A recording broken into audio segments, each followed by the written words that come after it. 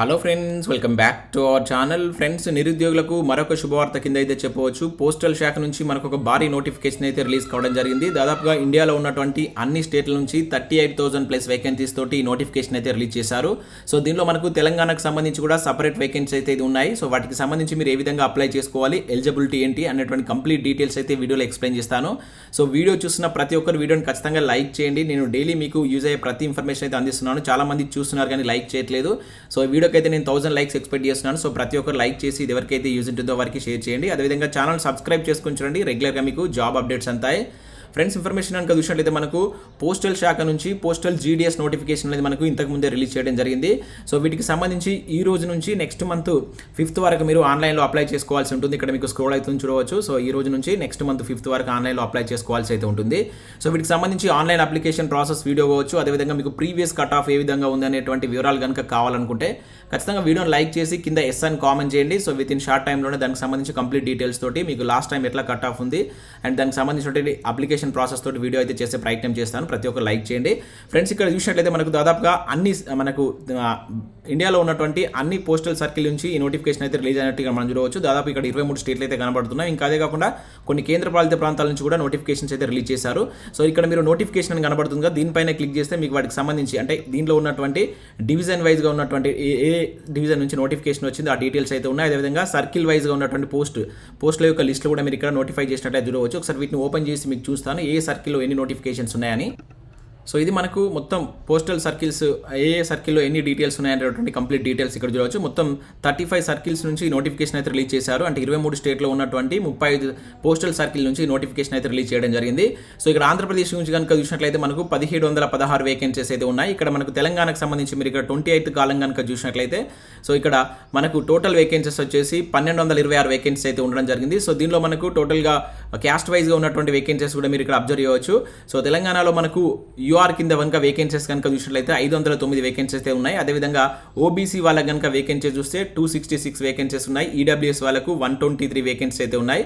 200 vacancies వచ్చేసి SC వాళ్ళకు, 88 vacancies ST వాళ్ళకు, 6 వేకెన్సీస్ వచ్చేసి పీడబ్ల్యూఏ, పీడబ్ల్యూబీ, అదేవిధంగా పీడబ్ల్యూసీ అని చెప్పేసి ఇట్లా 6, 10, 19, అదేవిధంగా పీడబ్ల్యూడి వాళ్ళకు 5 వేకెన్సీస్, మొత్తం 1226 వేకెన్సీస్ తోటి తెలంగాణలో మనకి నోటిఫికేషన్ అయితే రిలీజ్ చేయడం జరిగింది. ఇక్కడ మిగతా సర్కిల్కి సంబంధించినటువంటి టోటల్ వేకెన్సీస్ కనుక మీరు చూసినట్టయితే 38,926 వేకెన్సీస్ తోటి మనకి భారీ నోటిఫికేషన్ అయితే రిలీజ్ చేయడం జరిగింది.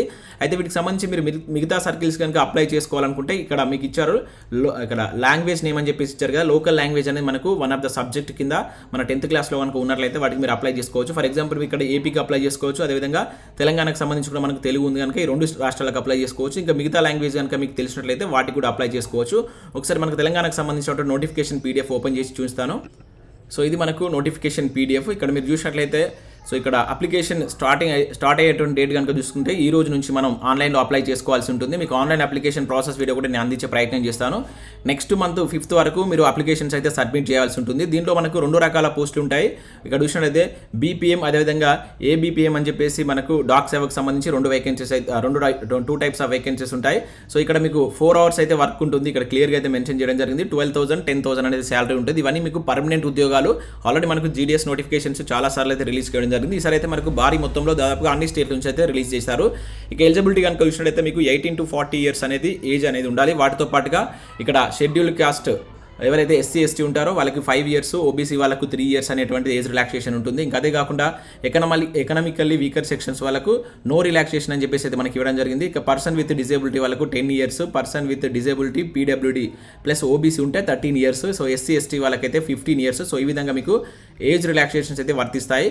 సో వీటికి సంబంధించి ఇంకా మీకు నేమ్ ఆఫ్ ద పోస్ట్ అని చెప్పేసి ఇక్కడ BPM కావచ్చు, ABPMకి సంబంధించినటువంటి కేటగిరీ ఆఫ్ డిజేబిలిటీ, సో అంటే మీకు ఒకవేళ డిజేబిలిటీ ఉన్నట్లయితే అది ఏ విధంగా వర్తిస్తుంది అనే డీటెయిల్స్ కూడా ఇక్కడ ఇచ్చారు. ఇక ఎడ్యుకేషన్ క్వాలిఫికేషన్ కనుక చూసినట్లయితే 10th క్లాస్ అనేటువంటిది మీరు కంప్లీట్ చేసిన అభ్యర్థులు వీటికి అప్లై అయితే చేసుకోవచ్చు. సో ఇక్కడ అదేవిధంగా లోకల్ నాలెడ్జ్ అనేది కంపల్సరీ మీకు రావాలి అని చెప్పేసి, అంటే లోకల్ లాంగ్వేజ్ తెలుగు భాష. ఇప్పుడు మన ఫర్ ఎగ్జాంపుల్ మీరు తెలంగాణ స్టేట్కి అప్లై చేసినట్లయితే తెలుగు లాంగ్వేజ్ అనేది రావాలి. సో 10th స్టాండర్డ్లో మీరు వన్ ఆఫ్ ద సబ్జెక్ట్గా మీరు ఆ లోకల్ లాంగ్వేజ్ అనేది చదివి ఉండాలని చెప్పేసి మెన్షన్ చేశారు. అండ్ అదేవిధంగా నాలెడ్జ్ ఆఫ్ సైక్లింగ్ అంటే మనకు సైకిల్ తొక్కడం రావాలని చెప్పేసి ఇక్కడ దీని యొక్క మీనింగ్. దాదాపు ఇది అందరికీ వస్తుంది. సో ఇవన్నీ మనకు GDS ఉద్యోగాలు. సో వీటికి సంబంధించి ఇంకా అదర్ డీటెయిల్స్ కనుక మనం చూసినట్లయితే ఇక్కడ అప్లికేషన్ ప్రాసెస్ ఏ విధంగా చేయాలనేది ఇచ్చారు. అదేవిధంగా లోకాలిటీ మీకు ఏ విధంగా ఉంటుంది, అండ్ అదేవిధంగా మీరు అప్లై చేసేటప్పుడు వాటికి మీ ఒక ఏ సర్టిఫికేట్స్ మీరు ఇక్కడ సబ్మిట్ చేయాల్సి ఉంటుందని చెప్పేసి మీకు పూర్తి నోటిఫికేషన్లో ఇక్కడ క్లియర్గా అయితే మెన్షన్ చేస్తారు. మీకు ఆ డీటెయిల్స్ పూర్తి పీడిఎఫ్ డీటెయిల్స్ కింద డిస్క్రిప్షన్లో ఇస్తాను. సో మీరు డౌన్లోడ్ చేసుకోండి. అప్లికేషన్ ఫీజు కూడా జస్ట్ 100 రూపీస్ తోటి మీరు వీటికైతే అప్లై చేసుకోవచ్చు. మీరు ఇదే వెబ్సైట్కి వచ్చి అప్లై చేసుకోవాల్సి ఉంటుంది. మీరు అప్లై చేసేటప్పుడు ఏమేమి డాక్యుమెంట్స్ అందులో మీరు అప్లోడ్ చేయాల్సి ఉంటుందని చెప్పేసి ఇక్కడ కంప్లీట్ డీటెయిల్స్ ఇచ్చారు. సో ఇక్కడ మీ యొక్క ఫాదర్ నేమ్, మదర్ నేమ్స్తో కూడినటువంటి మీ యొక్క నేమ్, అంటే ఫస్ట్ మీ నేమ్ డీటెయిల్స్ అని ఇవ్వాల్సి ఉంటుంది. Father name, mother name, mobile number, mail ID, date of birth, gender. అంటే మీరు అప్లై చేసేటప్పుడు మీ దగ్గర ఉండవలసినటువంటి డీటెయిల్స్కి సంబంధించినటువంటి ఇన్ఫర్మేషన్. అదేవిధంగా ఏవి స్కానర్డ్ కాపీస్ కావాలని కూడా ఇక్కడ మెన్షన్ చేశారు. స్కానర్డ్ సిగ్నేచర్ కావచ్చు, అదేవిధంగా మీ యొక్క పాస్పోర్ట్ సైజ్ ఫోటో కావచ్చు, so year of passing 10th class memo కావచ్చు. ఇవన్నీ మీకు డీటెయిల్స్ అయితే ఉండాలంటే మీరు అప్లై చేసేటప్పుడు మీ దగ్గర ఉండవలసిన రిక్వైర్మెంట్ డాక్యుమెంట్స్ అవి. సో ఇంకా నెక్స్ట్ ఇక్కడ చూసినట్టయితే సెలక్షన్ ప్రాసెస్ సంబంధించి చూద్దాం. సో ఇక్కడ ఎట్లా పేమెంట్ చేయాలనేది కూడా కంప్లీట్ డీటెయిల్స్ ఉన్నాయి. మీకు ఆ వివరాలను నేను చెప్తాను మీకు అప్లై చేసేటప్పుడు. సో ఇక్కడ నెక్స్ట్ ఇక్కడ జాబ్ ప్రొఫైల్ ఇచ్చారు. సో ఏ విధంగా మీకు జాబ్ ప్రొఫైల్ ఉంటుంది, బ్రాంచ్ పోస్ట్ మాస్టర్ బీపీఎంకి సంబంధించి మీరు ఏ వర్క్ చేయవలసి ఉంటుందని చెప్పేసి కూడా ఇక్కడ మెన్షన్ చేయడం జరిగింది. మీరు ఒకసారి ఇది డౌన్లోడ్ చేసుకొని అయితే చూడండి, మీకు అర్థమవుతుంది మీరు వర్క్ ఏ విధంగా చేయాల్సి ఉంటుంది, డాక్ సేవకు సంబంధించి ఏ విధంగా ఉంటుంది అనే డీటెయిల్స్ అయితే ఇచ్చారు. సో ఇక్కడ వీటికి సంబంధించినటువంటి సెలక్షన్ ప్రాసెస్ కనుక మీరు చూసినట్లయితే, సో మీకు 10th క్లాస్లో వచ్చినటువంటి మార్క్స్ ఆధారంగా వీటి యొక్క సెలక్షన్ ప్రొసీజర్ అయితే ఉంటుంది. అంటే ఇక్కడ మనకు సిస్టమ్ జనరేటెడ్ మెరిట్ లిస్ట్ అనేది, అంటే అదే దాన్ని బేస్ చేసుకొని మీకు 10thలో వచ్చినటువంటి మెరిట్ ఆధారంగా మీకు వీటి యొక్క ఎంపిక ప్రక్రియ అయితే ఉంటుంది. అయితే ఆ మెరిట్ని మీకు ఏ విధంగా క్యాలిక్యులేట్ చేస్తారనేది కూడా ఈసారి మనకు క్లియర్గా ఇచ్చారు. అంతకుముందు ఇది ఇవ్వలే కానీ ఈసారి నోటిఫికేషన్లో మనకి ఈ డీటెయిల్స్ క్లియర్గా మెన్షన్ చేశారు.